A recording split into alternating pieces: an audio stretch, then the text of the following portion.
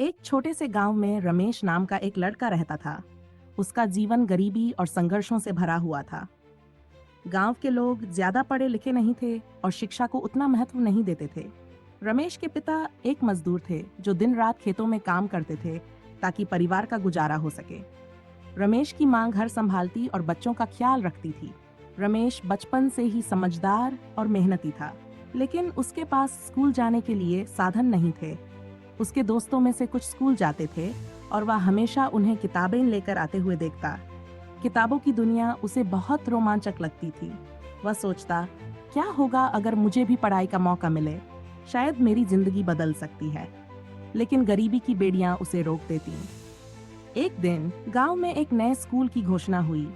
यह खबर रमेश के लिए किसी चमत्कार से कम नहीं थी। स्कूल की फीस बहुत कम थी ताकि गरीब बच्चे भी पढ़ाई कर सकें।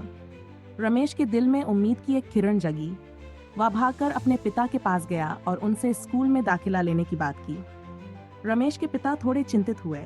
उन्होंने कहा, बेटा, पढ़ाई जरूरी तो है, लेकिन हमारे पास इतना पैसा नहीं कि हम किताबें खरीद सकें या तुम्हें स्कूल भेज सकें। हमें अपने खेत और घर का भी ध्यान रखना होता है। ये सुनकर रमेश का दिल टूट गया, लेकिन उसने हार नहीं मानी। उसने अपने पिता से कहा, पिताजी, मैं स्कूल जाने के साथ साथ खेत में भी काम करूंगा। मुझे सिर्फ एक मौका चाहिए। अगर मैं पढ़ाई करूंगा तो एक दिन हमारी जिंदगी बदल सकती है। पिता अपने बेटे की लगन देखकर पिघल गए। उन्होंने अपने बेटे को गले लगाते हुए कहा, ठीक है बेटा, तुम स्कूल जाओ। मैं तुम्हारे सपनों में कोई रुकावट नहीं बनने दूंगा। अगले दिन रमेश ने स्कूल जाना शुरू किया। उसके पास ना किताबें थीं, न ही अच्छे कपड़े, लेकिन उसकी आंखों में एक चमक थी, एक सपना था।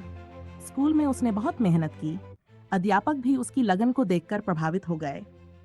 रमेश हर दिन खेत में काम करता और रात में चुपचाप पढ़ाई करता। कई बार तो उसने दिए की रोशनी में पूरी रात किताबें पढ़ी। समय बीतता गया। रमेश ने अपनी पढ़ाई में इतना अच्छा प्रदर्शन किया कि उसे शहर के एक बड़े स्कूल में स्कॉलरशिप मिल गई। ये खबर उसके परिवार के लिए किसी चमत्कार से कम नहीं थी। रमेश शहर चला गया, जहां उसे और भी अच्छे अध्यापकों से पढ़ने का मौका मिला। उसने विज्ञान में गहरी रुचि दिखाई और कुछ ही सालों में उसने विज्ञान के क्षेत्र में कई उपलब्धियां हासिल की। रमेश की मेहनत रंग लाई।